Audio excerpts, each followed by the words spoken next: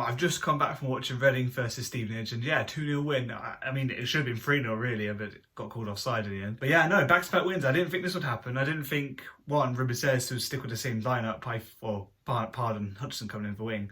I didn't think he would stick with it. I thought he would do something else, you know, bring in Carroll again, Holmes.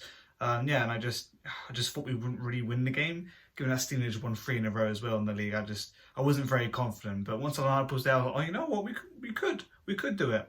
But we did look a bit shaky at times. Before we scored our goal, yeah, we were just a bit, the passes were a bit off by Nelson Abbey, and yeah, we couldn't really find any good opportunities to actually get the ball back in the box, although we had plenty before that anyway. When it comes to the first goal, I personally, I didn't see it, I was too busy talking at the same time, but from what I could see, it was like a good cross in, and Kevin Bishopman managed to either head it in or something, managed to get some part of his body to hit the ball. But actually great timing, because you usually score a goal just before half time, so yeah, it's great that that's happened for us finally. And one last thing that happened in the first half actually was a red card for Stevenage player. I mean, the referees in this division, I don't know what it is, but so far they seem to love to give out cards, and I didn't actually expect that, since they seem to let like any foul on Andy Carroll simply just go over their heads, or any shirt pulling is just non-existent. But yeah, no, he got the red card. I think it was the yellow first and then got the red after. I think probably talking back to the ref really. But yeah, no, overall I think the referee was decent, just obviously the odd foul here and there he just completely missed, and it's so obvious that it was a foul, he just decided not to give it. So second half comes along,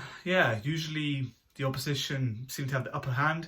It kind of was a bit stale. We didn't really do much. I mean, we did well to keep them at bay, and they couldn't do anything with the ball when he had it. I think we had more possession. I'm not sure if that's correct to the stats, but it seemed like that watching it. We had a lot of possession. Yeah, we had our opportunities. I mean, eventually scoring a second goal, which was good. Mabengi was sprinting it down on the right, and then just, yeah, I don't know. It's one of those moments when you think, Mabengi, that type of player, you wouldn't expect him to get the assist.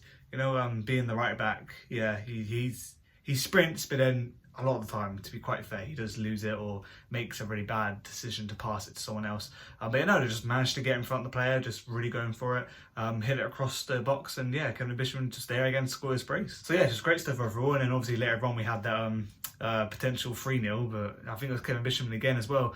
It just turns out being offside. My gripes about the game, I hate to keep going on about it, but for me is he just, I don't know what it is. I used to think, oh, he's not concentrating, or, you know, he's better coming off the bench, but he did come off the bench in this one.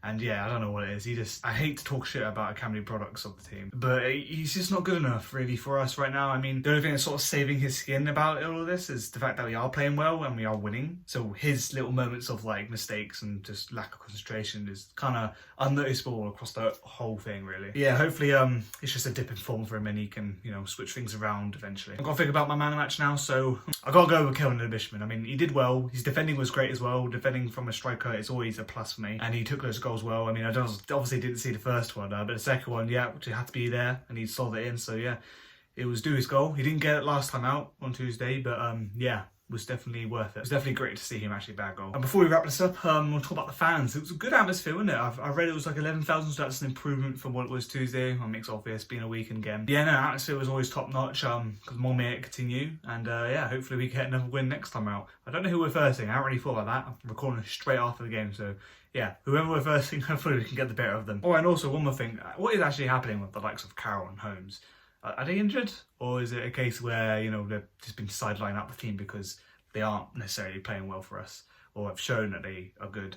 It's kind of odd because you have McIntyre come on, and same with Andy Yeardom, who are on the bench and feature, but no neither Carroll nor Holmes, so a bit odd.